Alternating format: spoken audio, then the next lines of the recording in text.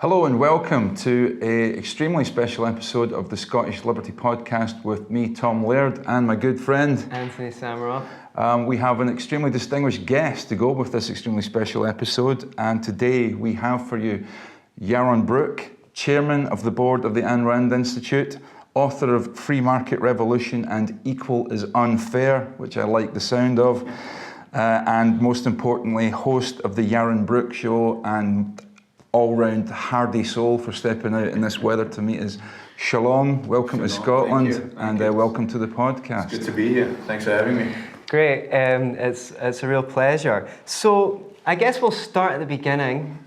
Maybe you should tell us a little bit about Objectivism and what distinguishes it from other branches of the big church of liberty-orientated philosophies.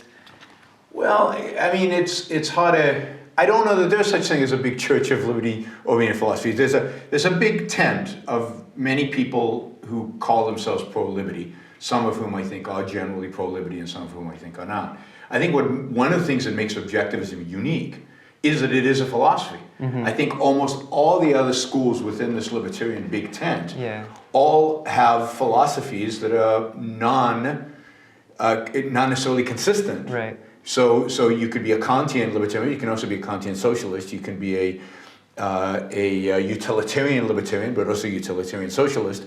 You can be lots of things philosophically grounded, supposedly libertarian, but you can also be the opposite and have that philosophy. Objectivism is the only philosophy, I think, from the ground up, which is built around, it's not built around the idea of liberty, but from which liberty arises out of the philosophy rather than the other way around. I think generally libertarians have this emotional or even cognitive appeal to the economics or to the idea of liberty, and then they find a philosophy that somehow meshes with it, but it doesn't really, but so be it. Whereas Objectivism as a philosophy, the only outcome of its epistemology, of metaphysics, epistemology, and ethics is a politics of liberty, is a politics of capitalism. So it's unique in that sense, and I think libertarians do themselves a big disservice in not studying it thoroughly and not ultimately adopting it as the philosophy of liberty. I think ultimately the only philosophy of liberty. What was your first introduction to it, and can you remember that? Of course. That far back, of course, sorry. It was a life-changing event. I was 16. I was a socialist. Committed socialist. I was a collectivist. I was a tribalist. I was a Jewish nationalist. I was pretty much everything Ayn Rand was against at the time. I was an altruist. You mentioned altruism earlier. I was explicitly an altruist. I thought in those terms. And everybody was. I grew up in Israel, and in Israel, every election up until the year I was 16 had been won by the Labour Party. It was a thoroughly socialist country. And it was a relatively, as a consequence, poor country. And everybody was a socialist, everybody around me. And on the few visits I went to, on the one visit I'd been to America, I didn't really like it. It seemed superficial, materialistic, and I didn't like it. And then I was arguing with a friend about something, and he spouts these pro-capitalist ideas. And I said, basically, where are you getting this nonsense from? And he handed me a copy of Atlas Shrugged. Okay. And I spent the next few months reading Atlas Shrugged and fighting it and arguing with it and debating it and yelling at Ayn Rand and throwing the book on the wall, and because it was changing my life. It was shaking every foundation I had. Okay. And by the time I'd finished that book, I guess by the end of the summer of 1977, I was hooked, and I was convinced she was right. I'd been wrong my entire life. Everybody around me was wrong. Yeah. And since then, I've basically spent my life studying her ideas. And then if I answered your question about what is Objectivism, so we can get back to that. But I basically spent the 40 years since studying the ideas and reading more of her books and trying to figure out exactly what it all meant and how it connected to life. When you say, when people object to altruism, the first reaction of most people is, what could you possibly have against altruism? Surely that's a good thing. Yeah. How do you define altruism? How did Ayn Rand define altruism? Well, she defined altruism the way philosophers have defined altruism. That is, in common parlance, people pretend that altruism means something else. Yeah. They all know it doesn't. Okay. Because deep down, we all know we're kidding ourselves when we think altruism is just opening doors and being nice to people and so on. Altruism means living for the sake of other people. Altruism is the ideology that says other people are more important to you than you are to you. That your moral focus, your ethical focus needs to be the well-being of other people. It means that if I help somebody in the street and I do it out of a sense that, this will make me feel good, it's not moral. It has to be an act of selflessness to be moral. So altruism is built on a foundation that the other is always more important. Altruism means other-ism, the ism of others, right? So your whole moral focus is on the other person. It's not about being nice and polite and friendly and helping people when you want to help them or when there's a value to be gained by helping them. It's about sacrificing yourself. It's about putting yourself on the cross for other people's sins. Okay.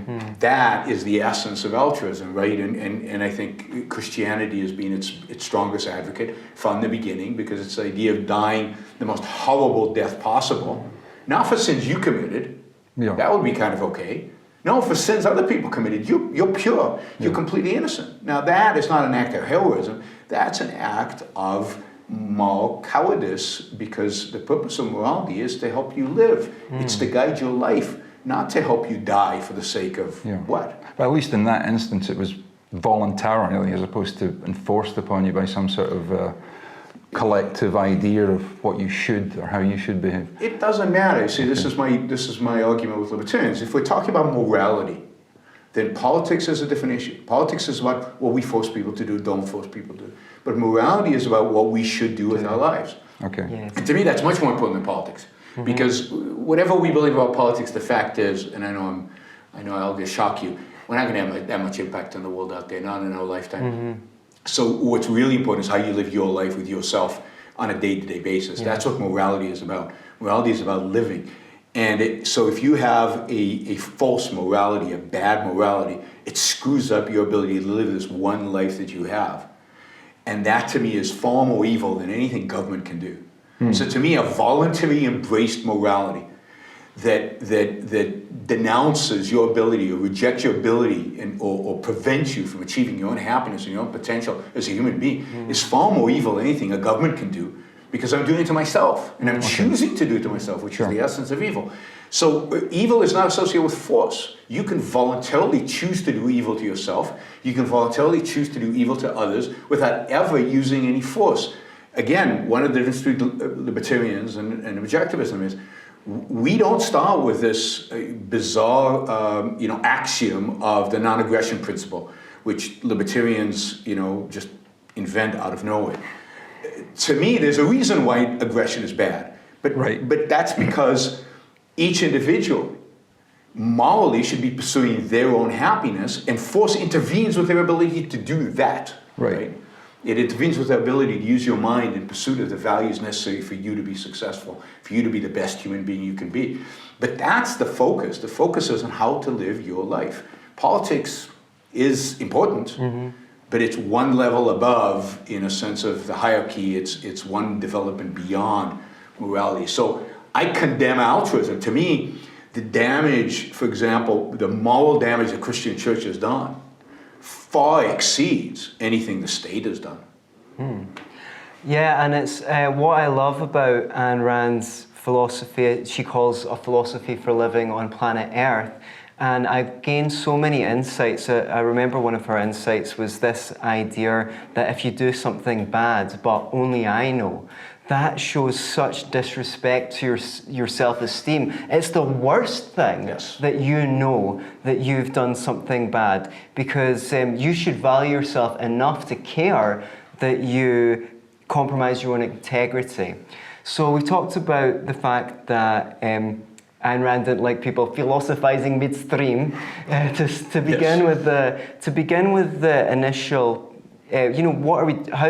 what kind of universe do we live in? Beginning with metaphysics. Out of that, I don't know, what order do you put the branches? So I would put it. So metaphysics, she believes that reality is what it is. Okay. Existence exists, as she says, or put it in Aristotle's terms, A is A, which is the law of identity, which is another way of looking at existence exists. Things are, and they are what they are. They're not what you wish they are, and not what some other consciousness external to us creates or wishes they are. They are what they are. Reality is what it is. And we have the tool, this is epistemology, to know that reality, to know what's fact and what is real and what is not. And that is our reason. So we have the capacity to reason, which is the capacity to know reality as it is, right? Not as we invent it. So again, one school of thought says, no, reality is what you make it up to be. Or your senses never actually observe real reality because it's filtered through your mind, so you're making, in a sense, you've created, your senses are creating a separation between you and reality, which is just bizarre, because the whole point evolutionary is to have senses is to give you info about the world out there. Yeah. And it's not, and reality is not what your wishes are, it's not what your emotions dictate. There's only one tool of cognition, of knowledge for human beings, and that is reason. And then, who reasons, right? So just like there's no collective stomach, just like you can't eat for me, you can't think for me. Only I can reason. The unit for human beings is the individual, because only the individual has a reasoning mind, and it's only through his reasoning mind that an individual can survive. Yeah.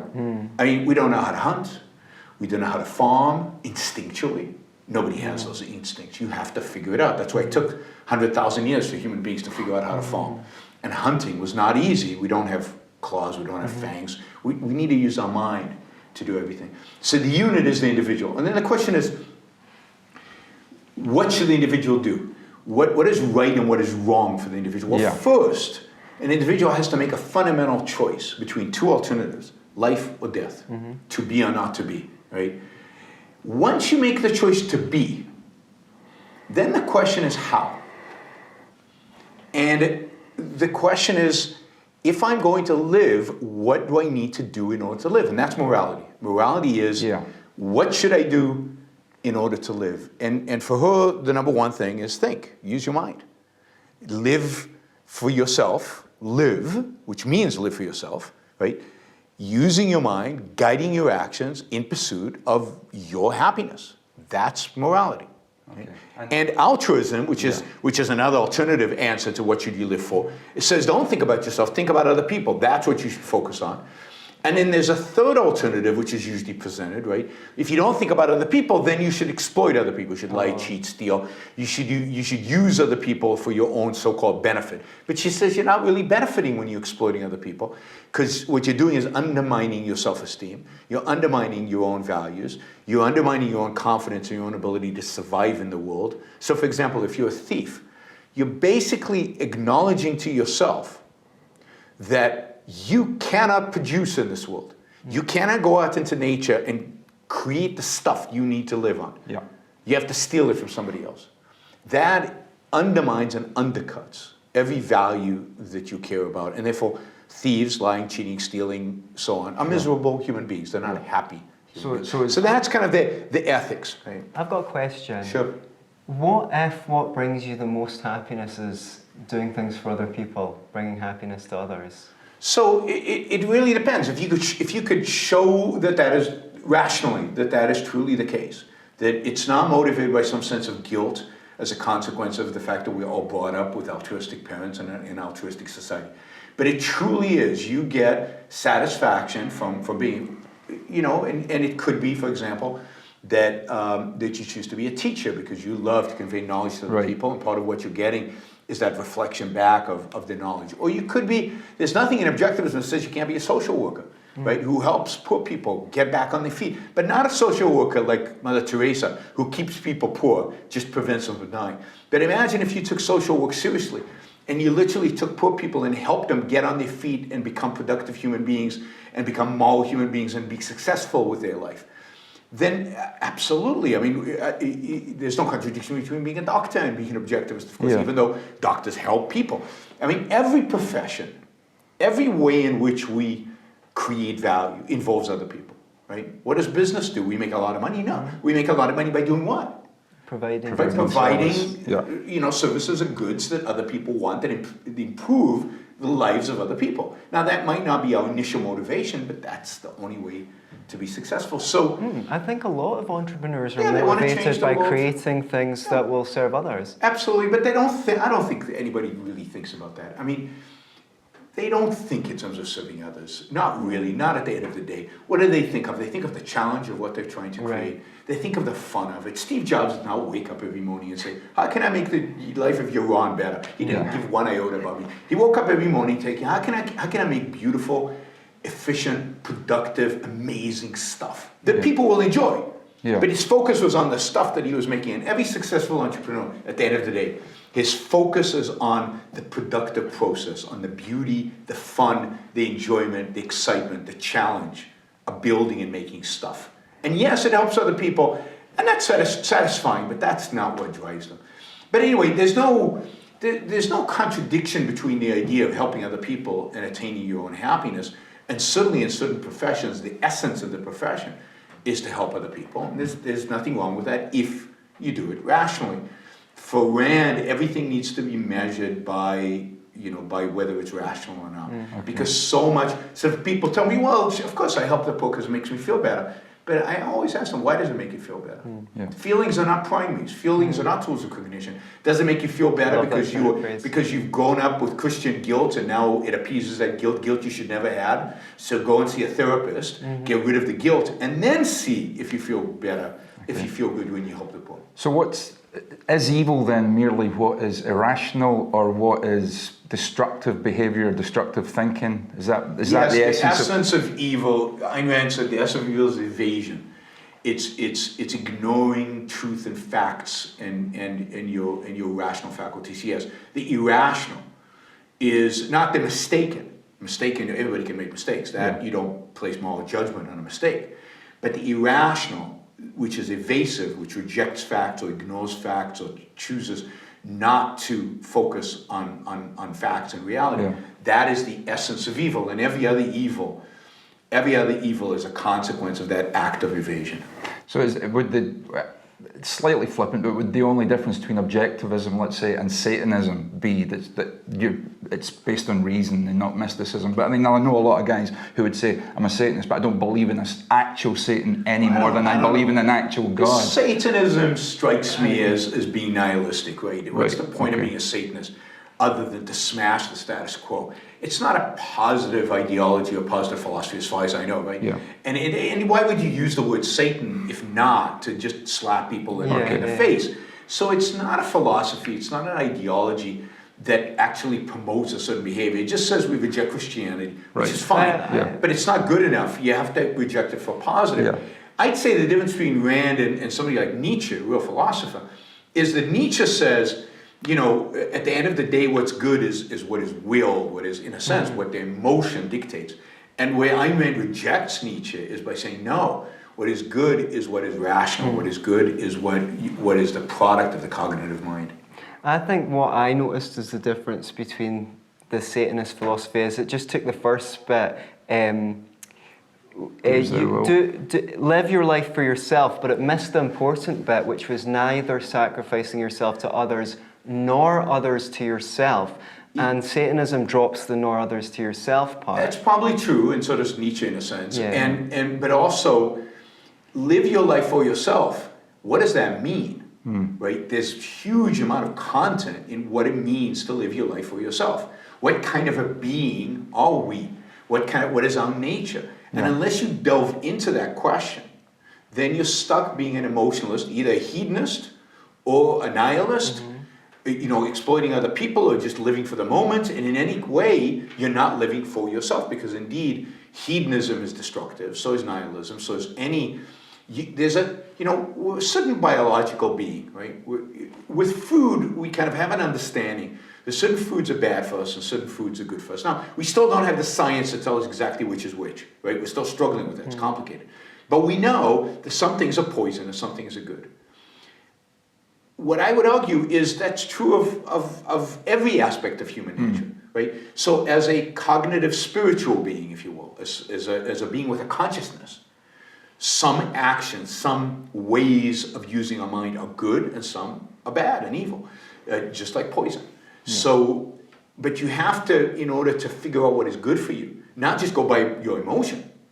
You have to actually examine human nature, think about human nature, figure out, and come up with an ethics, come out with values and virtues to guide behavior that leads to ultimately to human happiness. And that's what Ayn Rand has done. Sure. So talking about a philosophy that's contrary to to Rand's, you mentioned Kant before. Rand considered Kant's philosophy evil, Yes. but not a lot of people understand why, and that might be something that interests the Ayn Rand enthusiasts listening. Sure, I mean, I think that the two primary ways she thinks his philosophy is wrong, and then I'll get to why she thought it was evil, and why she thought he was evil, not just the ideas. One is that Kant rejects the idea of the pursuit of happiness. He rejects the idea that the purpose of morality is the pursuit of happiness. On the contrary, he is very suspicious of happiness, because happiness is probably a sign of self-interest, and he rejects self-interest as in morality completely. Your purpose, again, morally, is to be selfless, or to be guided by certain categorical imperatives that somehow are in your mind, and in that sense, he's a bit of a mystic. They're somehow encoded in your mind, and you know what they are. I often wonder what, rapists and murderers, why they didn't get the categorical imperatives, right? Okay. But but you're supposed to find them, and you're supposed to execute out there. So, but they're all focused again on other people. They're all focused on serving others, not. And again, if you think of yourself in that context, then it doesn't count as morality. So it has to be selfless. So he rejects one of the great achievements of the Enlightenment, which is the pursuit of happiness. But more fundamentally, what he rejects is the idea that reason actually gives us information about reality as it is. Yeah. And he says the fact that we have senses and the fact that we have a mind actually creates a barrier between what we have as what we think reality is and what real reality is. Mm-hmm. And real reality is unknowable because you have to use senses to discover it. And since the sense is distorted, then it's actually unknowable to the human mind. Now that sets us back, 150 years philosophically. Because again, the achievement of the Enlightenment, the achievement of the scientific revolution, is to say, no, our senses give us valid information about the world. No, our reason makes it possible for us to understand the world, to understand the physical world. This is how we can build these inventions. This is how we can do the equations that actually work in explaining the movement of objects. This is how we can do biology and chemistry and all these things that are just coming out in the 18th and 19th century. And Kant says, well, not really. That's all we've convinced ourselves, in a sense, that's what's real reality out there. But it's not. It's just inside our head. And that ultimately leads to, disastrous philosophical consequences, from Hegel to Schopenhauer to Marx to Nietzsche, and ultimately to postmodernism today. Every aspect of that is ultimately can be shown has its core in Kant's philosophy. And the reason she thought he was evil is she believed he knew what he was doing. That she believed, and in the Critique of Pure Reason, in the introduction, he says something like, I'm writing this book in order to save faith from reason. Right, okay. And so she believed that he knew what he was doing, that he was purposefully undermining and undercutting the great achievements of the Enlightenment. He was undercutting reason, and he was undercutting individual happiness. And to do that, and to be conscious of that, to basically drive humanity towards a philosophy that ultimately belongs in the Middle Ages and the Dark Ages, a philosophy that ultimately has to rely on faith in one way or the other, and on altruism, on sacrifice to others, which ultimately leads to collectivism.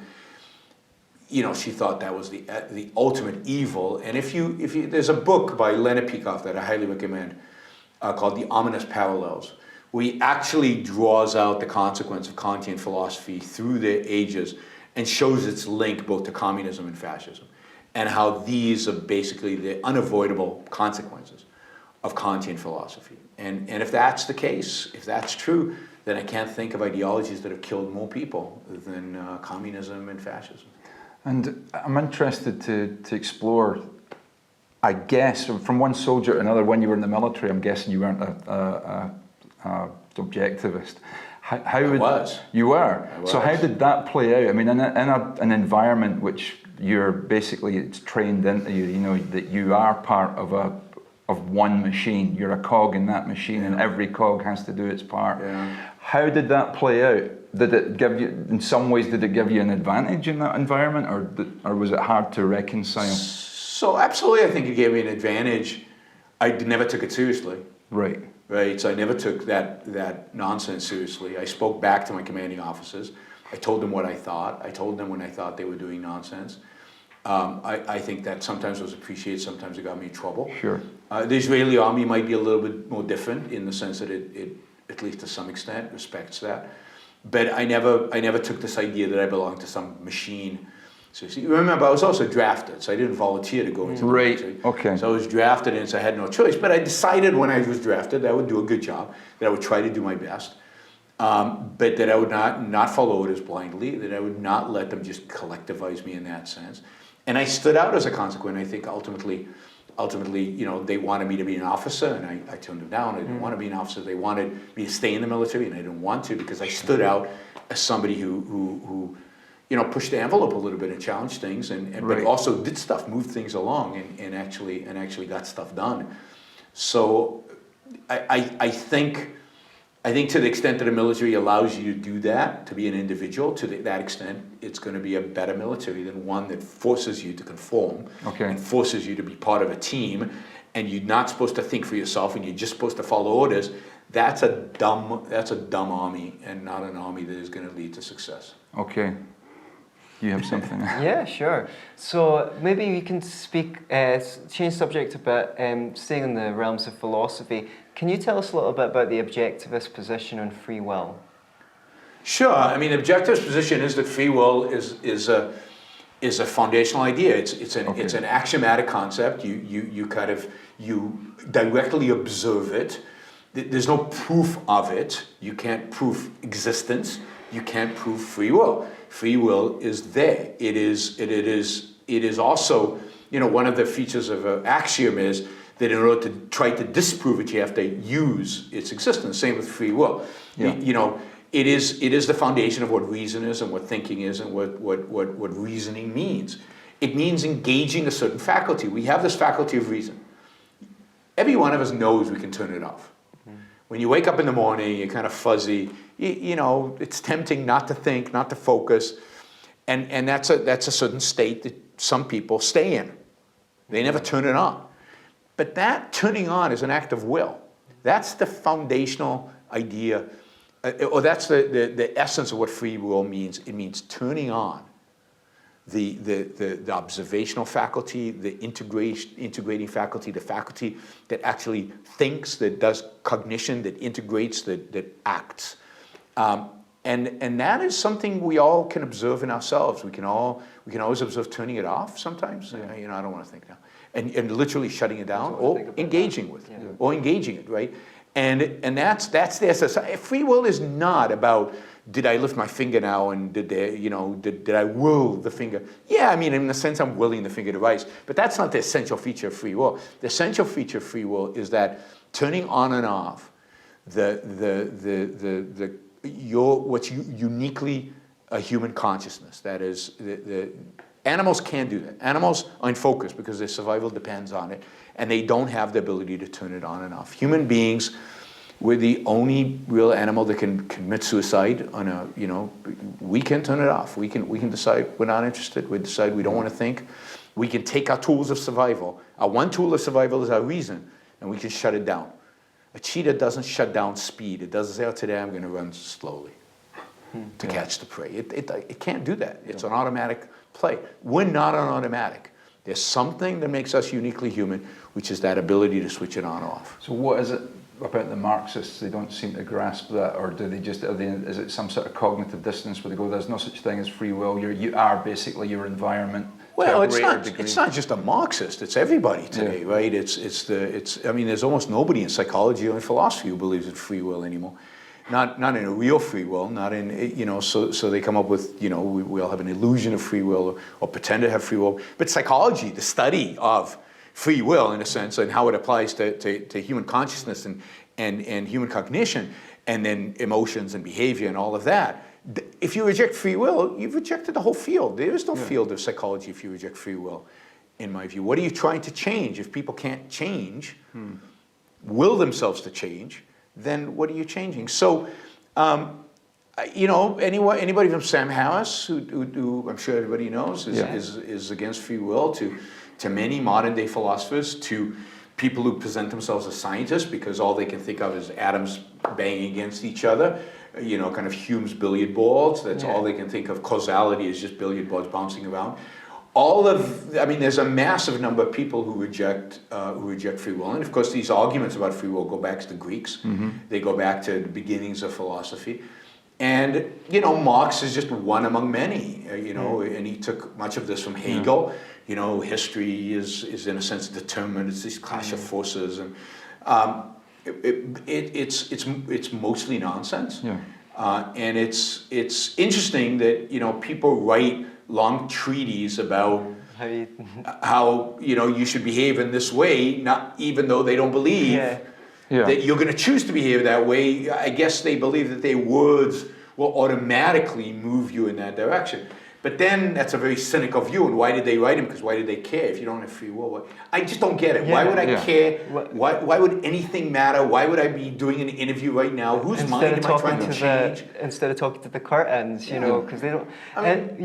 Sorry, go on. Go ahead. Yeah. You reminded me of an anecdote mentioning Sam Harris. I was not long ago away with my brother for my dad's 80th birthday, and I was listening to a podcast from Sam Harris, and I kind of almost threw down the headphones, and I turned to my brother and said, it's so annoying because Sam Harris is an advocate of meditation, right? And one of the things he says is if you pay attention significantly, then you'll be able to observe that everything just arises spontaneously in your head and you don't have any free will. And I was like, who are you asking to... Of course. Who are you asking to ease off and observe that? If you observe carefully, then you discover there is no you. We're all just one. Right. How can you observe you not being you? The whole thing is gobbledygook, right? Yeah. And he's a guy who advocates for reason and logic, and yet these arguments are illogical in a simple way. This is not even complicated illogical. I actually used the Randian term to describe it, which is the stolen concept. Yes. Because how can you say to someone, relax and just observe your mind and you'll see things arise? Who are you telling? Yes. It requires free will for someone to be able to take upon themselves that action. Exactly. And we can all observe free will again by introspecting. And just like the only proof that there's a chair there, and I'd have to describe what a chair is, but there's a chair there, is pointing at the chair. That's all the proof I need. Look, it's a chair. It has these characteristics, and everybody can see the chair. The only proof regarding free will that is necessary is point at your own consciousness. Now, I can't point at yours. I can only point at mine. Yeah. But each one of us can point at our own. The observational evidence is all you need to be able to say, I do it. I can control my own behavior. I can control my own mind. I can turn my mind on and off. Yeah, which is why we punish criminals, because we say you have a choice. There's no meaning to morality. Yeah. There's no meaning to anything else. I mean, you could argue that there's a meaning to law in the sense that we punish them in order to save us. Sure. It's some kind of utilitarian argument. But there's no meaning to morality if you don't have free will. So I want to ask you about part of the objectivist philosophy that I'm a little bit confused about, because as I believe it, Rand believed that value is objective. Now, my background's more in economics, and obviously, like most liberty-oriented people, I'm kind of a Misesian or Austrian, and they say that value is subjective. In fact, that's the only way that we can arrive at prices, because we evaluate products and services subjectively, which allows us to have a marketplace. Obviously, there was a revolution in economics when 3 people came to that insight at the same time. Sure. So can you explain to us how value could be objective in the marketplace even? Sure. So I think at the core, there's no real contradiction between the Misesian view of economic value and Rand's view of value. I think just one is in the realm of economics, and it uses the term subjective even though it doesn't mean it. So I think it's a misuse by Austrian economists of the term subjective. Now, to explain the full context for that is a lot, but there is an essay that you can find out there by an economist by the name of Rob Tarr, T-A-R-R, that actually compares, and it's a long essay, complex essay that compares the Misesian view of economic subjective value and Rand's view of objective value. And he comes to the conclusion, I agree with him, that fundamentally they are very similar, if not the same. That is, there's a lot of overlap. And here's the part of the problem. Part of the problem is when we say objective, so what people hear, and I think what Misesians hear, is intrinsic. Right? So historically, there have been two ideas of value, subjective and intrinsic. Subjective means whatever I feel like. Yeah. It comes from me, right? But it's feeling based. It's whatever I feel like, right? And the other one is intrinsic. It's in the object. It doesn't matter what I think, what I feel. Yeah. It's in the object, right? Labor theory it's of intrinsic value to me. or... Yes, Yeah. intrinsic theory of value. So you've got a subjective theory, you've got an intrinsic theory. Ayn Rand rejects both of those. And she says, no, what is an objective? Objective is the identification by human consciousness of what is in this thing that adds to my life, right? So in a sense, it's the intersection between my mind, my ideas, my thoughts, my values, and this, right? And this automobile, or this whatever it happens to be, this economic thing. I'm willing to pay this amount for bread. Why? Because bread contributes to my life in X, Y, Z, because all this facts that I have about how much I work and how much it in, and nutritional value for bread, or actually I'm on low carbs, I don't eat bread, so you couldn't pay me to eat the bread, so, but all of those facts go into how much I value that bread. Right. But it's me valuing it. It's not a value out there. Okay. And there's a sense in which that's what the Austrians means. The Austrians are not, particularly Menger, and Menger's quite explicit about this. Menger's much more Aristotelian in that sense and closer to Rand. But I think even Mises, it's not that whatever people feel like, right? It's the things that actually give, in a sense, people utility, individuals' utility. Now, what does that mean? Enhance their lives. How are they going to determine whether to enhance their life? Well, using their mind, using their hierarchy of values, and using the rational faculty. So they're judging the thing out there based on its characteristics, based on how it contributes to their life, to their other values, how it integrates into what they want and well, that's what Ayn Rand means by an objective value. And in the end, prices in the marketplace, how are they determined? They determine, each one of us value this thing differently. Not because it's subjective. Subjective means whatever I feel like. No, because objectively, in reality, it has a different value to you, and a different value to you, and a different value to me. Because it interacts with our lives in different ways, right? I might value, I might love a BMW for a variety of reasons. You might prefer a Volvo because you have kids and you like the safety of a Volvo. And I'm going through a midlife crisis and I want a fast car to go on windy roads, right? And objectively, I've thought about this. I love driving fast, whatever. I want a BMW, you want a safe car, you want a Volvo. Both of those are objective evaluations, even though they're different. It's objective for you, but all objective is always for somebody. Subjective isn't out there independent of human consciousness. Objective means the identification of a human consciousness of the facts of reality and its evaluation. And that is pretty deep stuff. It is deep stuff, but it's really, really crucial because the fact is that the subjective intrinsic idea of values is very, very destructive. It's because if values are intrinsic, and the philosopher King knows what the intrinsic values are, then he sets the price, and he's the central planner, and he tells you what you should be pursuing. And we know how dangerous that is, and that's much of classical economics did that. Right. Now, but subjective is also dangerous because subjective means whatever I feel like, and sometimes I feel like doing really stupid things, and sometimes my emotions lead me in really bad ways, and sometimes really bad stuff can happen. So can I make an example, and you can tell me if it's right or wrong? Okay, there's a cinnamon bun and there's an apple, and say I'm diabetic, right? Subjectively, I might just feel like eating the cinnamon bun, but the fact that the apple is more valuable to me than the cinnamon bun means that the apple's value is objectively higher. Absolutely. Got Absolutely. it. I hope that helps people listening, because I thought that's a really good example. And food Rand. usually works like this because people do create hierarchies with food. Yeah. And what Ayn Rand is encouraging us to do is do that same exercise. With everything. With everything. So create a hierarchy of values. Decide what are my most important values and what are the least important values. And go after and dedicate yourself to the most important ones. And the least ones you'll get to and so on. But create a life where you know what you want and really go for the stuff that you want and are willing to pay in money or in time or in work or in effort or whatever, more for the things that are more important and less for the things that are less important. But know what's important. Yes. So the cinnamon bun might be or the cocaine might be very appealing right now to give me a high. I know, wow, it'd be amazing. But long term, it's bad for me. So objectively, it's bad for me. Great. Even though subjectively, in the moment, it can be. Now, I don't think Mises would disagree with that. Right. So I don't think Mises would say, no, go with the cinnamon bun. Okay. I think he would say, objectively, the apple. Now, he would say, some people don't go through this calculation. Fortunately, unfortunately, some people are not diabetic, or some people are not thinking about it. So in the marketplace, the cinnamon bun might be more valued than the apple. In terms of price. In terms of price, because there's more demand for the cinnamon bun because people have not gone through that exercise.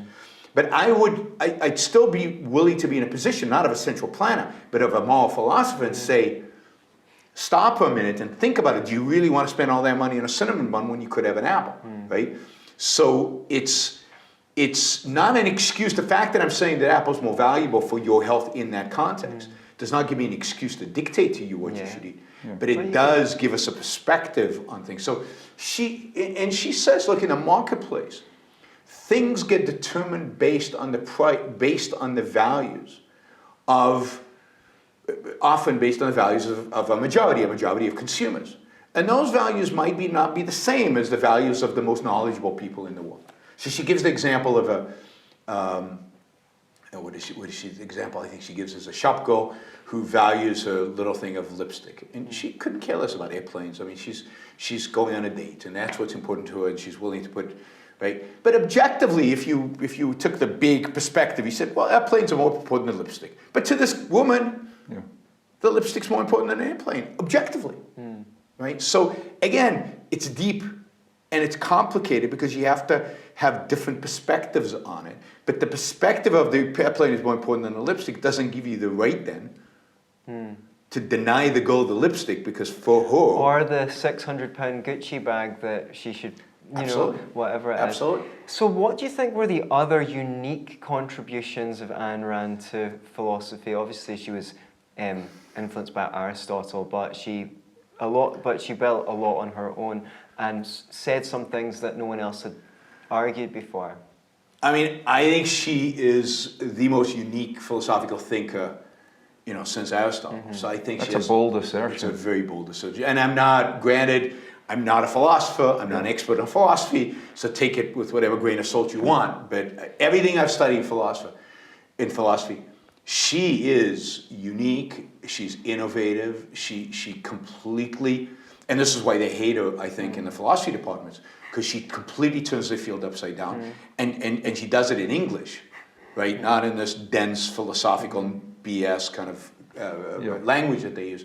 So, you know, I think in epistemology, she is a massive innovator in epistemology. If you read a small book, this is just an introduction to objectivist epistemology, where she has a whole theory of concepts. It's completely original. It's completely new. From everything I can tell, it's true. When I watched my kids form their first concepts like chair, like food or strawberry or whatever, you could see them go through the process she's describing. So I think my guess is if you took child psychologists and they read her epistemology, they would say, yes, that matches their experience of how children form concepts. Because it matches up. I mean, she's describing the uniquely human process of coming up with concepts.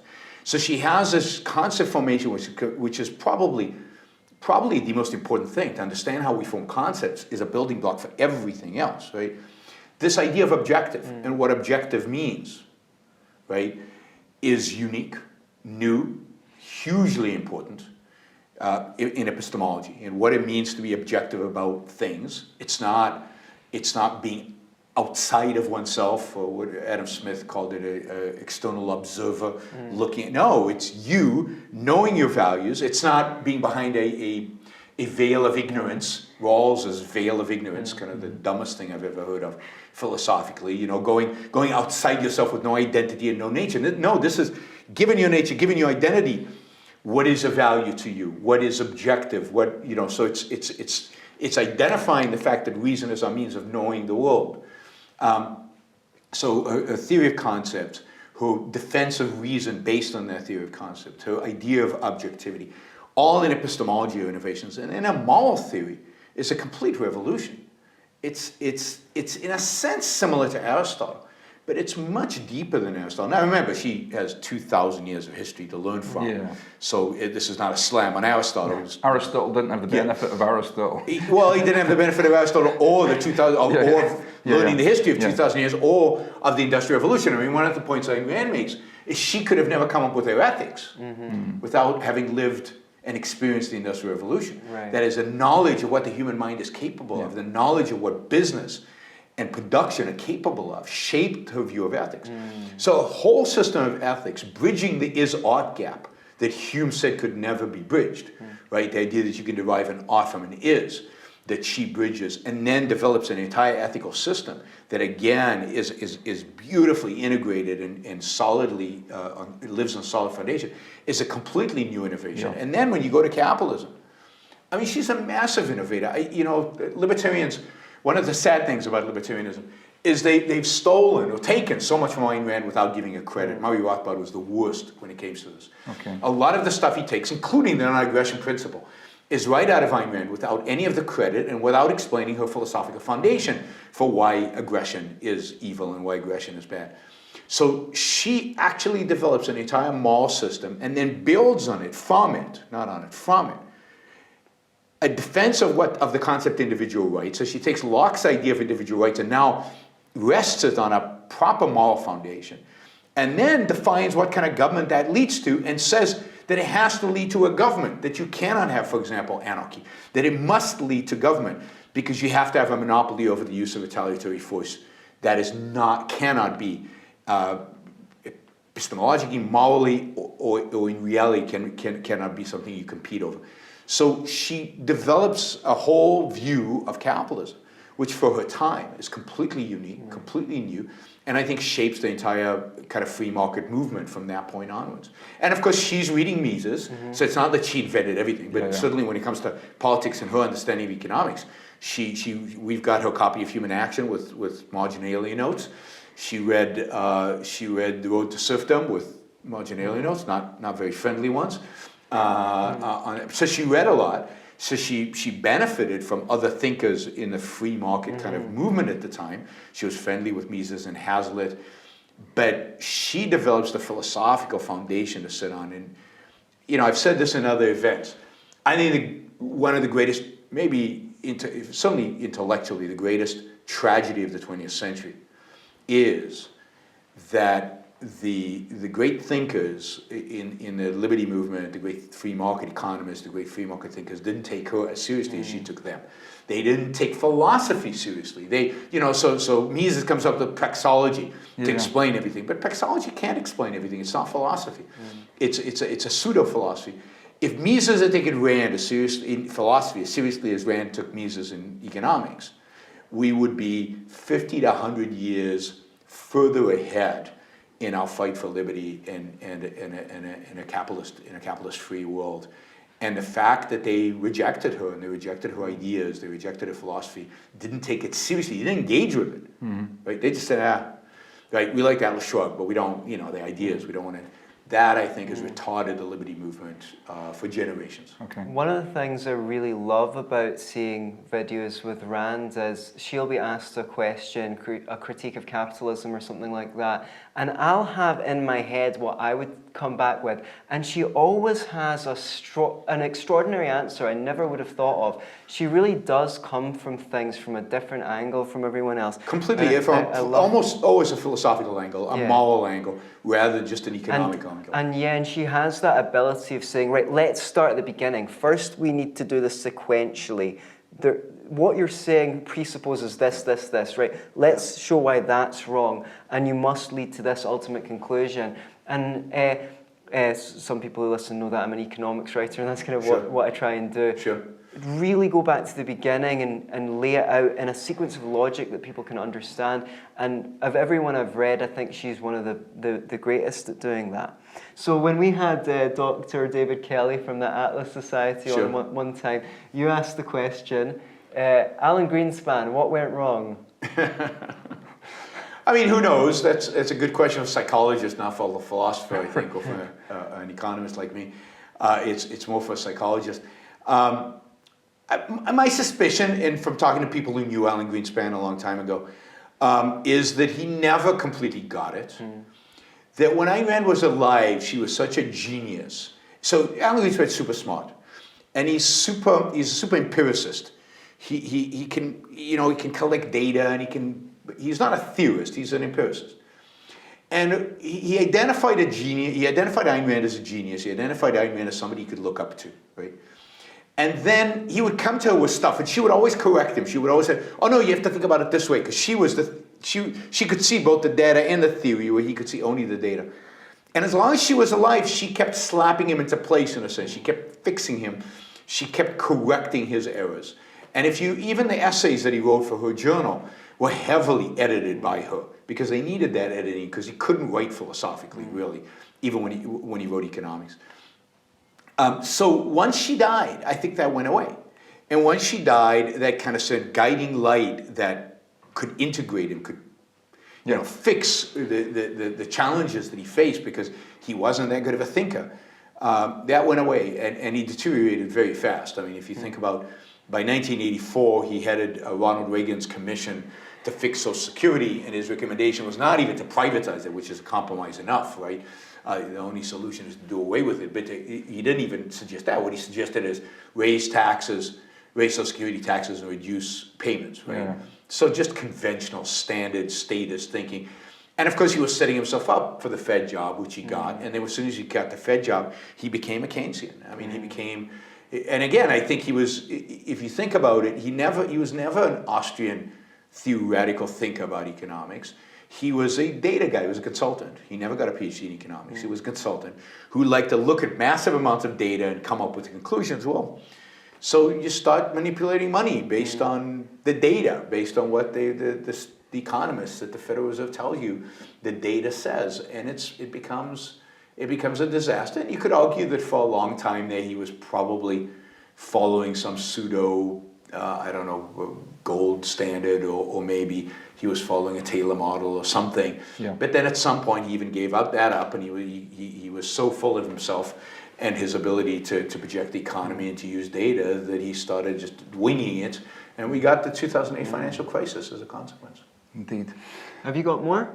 I don't have more if you want to wind it Maybe up something from audience member Ryan Wood, the mean policeman. Okay. He's been on our show before. He's an ardent objectivist. He says he wants to know a little bit about what you recommend in terms of art, movie and TV shows, but also what makes good art good in your opinion, and what do you think its social importance is? Well, first, everybody should watch my YouTube channel, the Yaron Brook Show, because I talk a lot about movies, and I just did a critique of The Joker and the TV show The Witcher, and which a joke I really hated. Witcher was so-so, and I'm trying to think of a movie I really liked, a recent movie that I've liked. What was your main objection to The Joker, or what was? Wow, I mean, The Joker is quite a philosophical movie. It's a deep movie. It's not a shallow movie, and I think the last show identified the theme of the theme of The Joker. The theme of the movie is that when those that you depend on, right, and depend is really important. You really depend on them, and it views human beings as very dependent. Mm-hmm. When those that you depend on betray you or don't live up to your expectation, then violence is the only outcome.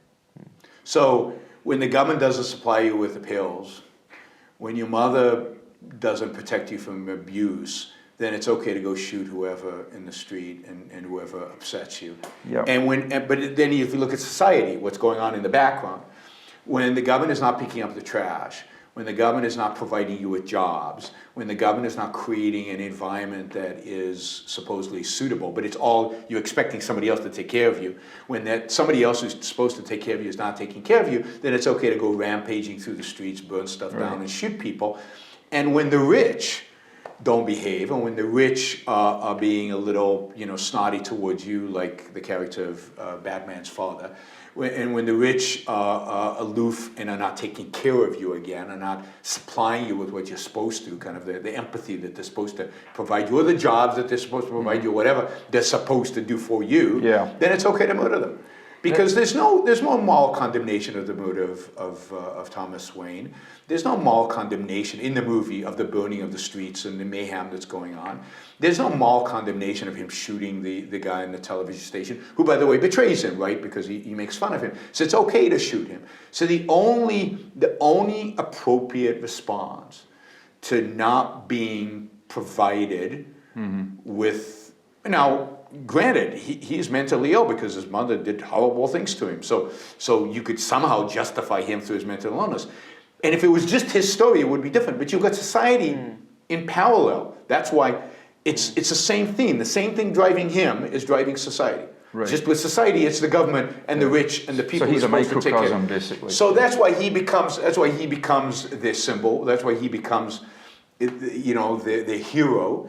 And the movie is not condemning them, it's not condemning him, it's not condemning anybody. It just says, if you don't take care of people, violence is what you should expect. This reminds me of like Juergen Habermas from the Frankfurt School saying, well, unless people have the basics of their survival needed, you can't even expect us to reason or make an argument. Don't blame them. Don't blame them for what they do. And I wouldn't be surprised if, in a sense, postmodernism is very influential, and this is I think a thoughtful movie. It's not just a random movie. It's a work of art. Now, the director has a different theme, but I always tell people, it doesn't matter what the artist meant the movie to say. It's what the movie actually says.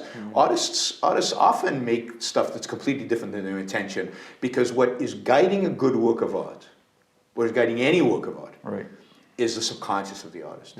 It's what Ayn Rand called the metaphysical value judgments of the artist, which are often not held explicitly, but held implicitly. It's a psychology guiding. It's the internal values that are guiding. That's why you can learn, maybe even as a therapist, you can learn from kind of the drawings children make, because it reveals something about their core, something about what's happening inside of them that is revealed. Yeah, I always remember that show Trapdoor. I don't know if you saw it. It was a claymation cartoon that was on when we were kids, where Bert has to guard the trapdoor, but he's shouted at by the master upstairs, and there's a little skeleton that always says, "Don't do that." So you have the id, the ego, and the superego, and the trapdoor represents the unconscious. Amazing. So so I do a lot of art stuff on the show.